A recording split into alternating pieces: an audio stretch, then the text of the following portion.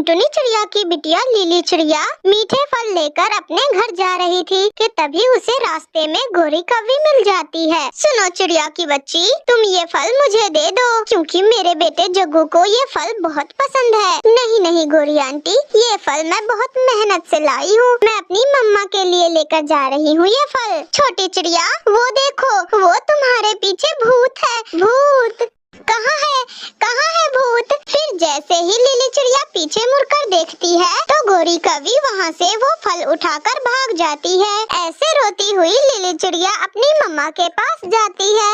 अरे मेरी बच्ची, चुप हो जाओ, क्यों रो रही हो? अच्छे बच्चे रोते नहीं बेटा। मम्मा मैं आपके लिए बहुत मेहनत से मीठा फल लेकर आ रही थी, मगर रास्ते में वो गंदी बुरी आंटी मुझसे वो फल छीन कर ले गई मम्मा। अरे कोई बात नहीं बेटा, मैंने दाना खा लिया था। मगर मम्मा, उस गंदी गोरी आंटी को कोई रोक नहीं सकता क्या? अगर ऐसे ही चलता रहा तो वो तो हम पक्षियों को एक दिन दाना भी नहीं खाने देंगी। खा लो मेरे बेटे, आपको पता है मैं ये फल उस टुनटुनी चिड़िया की बेटी से छीन कर लाई हूँ तुम्हारे लिए। खा लो जग्गू मेरे शेर। मम्मा आपको पता है मैं बड़ा होकर बिल्कुल आप लोगों की तरह ही चोरियां करूँगा और पूरे जंगल में आपका नाम रोशन करूँगा। बड़ा होकर ऐसे ही गरीब और कमजोर लोगों से दाना छीन कर खाऊंगा मैं। शाबाश मेरे शेर, मुझे पूरा भरोसा है अपने बेटे पर। मैं तो हमेशा से कहती थी मेरा बेटा बड़ा होकर बिल्कुल मेरे ही तरह चोरी का दाना ही खाएगा।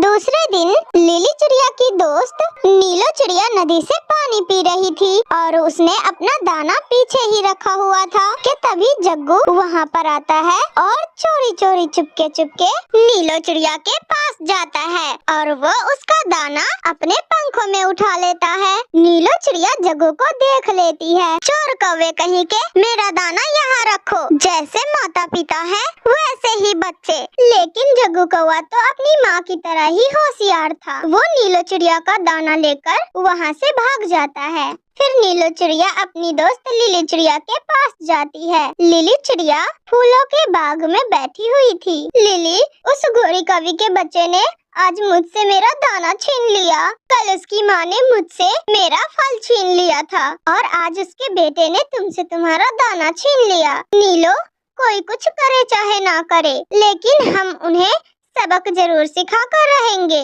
ताकि वो फिर दोबारा किसी भी कमजोर पक्षी से दाना ना छीन सके। फिर दूसरे दिन लिली चिड़िया और नीलो चिड़िया इंसानों की बस्ती में जाती है। वहाँ एक इंसान मिठाई वाला अपने दुकान में बैठा हुआ था। तभी वहाँ कालू कौवा आ जाता है और वो मिठाइयाँ खाने लगता है। तभी दुकानदार मिठाई वाला कहता है, अरे हट गंदे कौवे, जा भाग जा मेरे दुकान से, वरना मैं तुम्हें गोली मार दूंगा।